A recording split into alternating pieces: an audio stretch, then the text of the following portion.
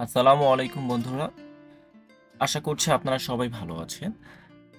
আজকে আমরা যে ভিডিওটা দেখব তা হচ্ছে ডন বস্কো মিউজিয়াম, যা এশিয়ার সর্ববৃহৎ সাংস্কৃতিক জাদুঘর। বন্ধুরা, এই জাদুঘরটি মেঘালয়ের শিলং এ অবস্থিত।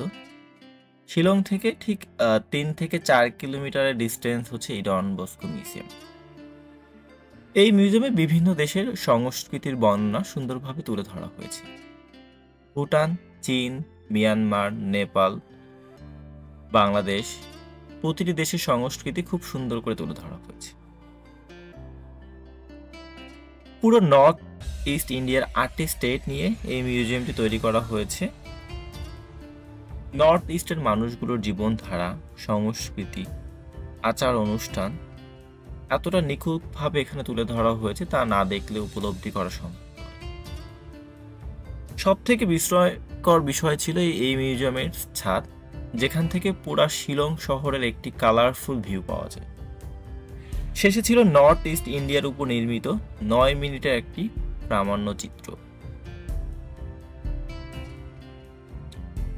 বন্ধুরা, এই মিউজিয়ামটি হচ্ছে ৭ তলা। সো আপনারা যখন শিলংয়ে আসবেন তো অবশ্যই ডন বস্কো মিউজিয়ামটি ভিজিট করবেন। এখানে জনপ্রতি ২০০ রুপি দিয়ে আপনারা এখানে ঘুরতে পারবেন। এই মুহূর্তে বন্ধুরা দেখছেন আপনারা ডন বস্কো মিউজিয়াম, যা শিলং শহর থেকে, শিলং যে ক্যাপিটাল, তাদের মেইন পয়েন্ট থেকে অ্যারাউন্ড ৩ কিলোমিটার দূরে হচ্ছে এই ডন বস্কো মিউজিয়াম। এবং আমরা এখন এই মিউজিয়ামের হচ্ছে ছাদ থেকে হচ্ছে আমরা শিলং শহরটা দেখছি এবং খুব সুন্দরভাবে ট্যুরিস্টদের জন্য আপনার এখানে যে দেখতে পাচ্ছেন রাস্তাটা, যেখান থেকে আপনারা সামনে হেঁটে হেঁটে আপনার সম্পূর্ণ যেই শিলং শহরটা আপনারা দেখতে পারবেন। তো আমরা একটু সামনের দিকে এগিয়ে যাব এবং বন্ধুরা দেখছেন খুব সুন্দরভাবে এতটাই প্রোটেকশন দেওয়া আছে এখানে যে আসলে এখানে দুর্ঘটনা হওয়ার আসলে কোনো সুযোগ নেই।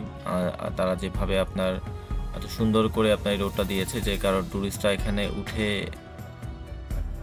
এই শিলং শহরটা দেখার জন্য। তো বন্ধুরা, আমরা এখন নিচের দিকে নেমে যাচ্ছি এবং এর আগে প্রথমে বলেছি যে এই ডন বস্কো মিউজিয়ামটি হচ্ছে এশিয়ার সর্ববৃহৎ সাংস্কৃতিক জাদুঘর, যেখানে হচ্ছে বিভিন্ন দেশের যে সাংস্কৃতিক বর্ণনাগুলো খুব সুন্দরভাবে এখানে তুলে ধরা হয়েছে। এবং এটি হচ্ছে শিলং শহর থেকে অ্যারাউন্ড ৩ কিলোমিটার ডিস্টেন্স, যা হচ্ছে শিলং আপনার সিটি থেকে হচ্ছে আপনার যে ট্যাক্সি ক্যাব আছে, ট্যাক্সি ক্যাবে করে এখানে চলে আসতে পারবেন।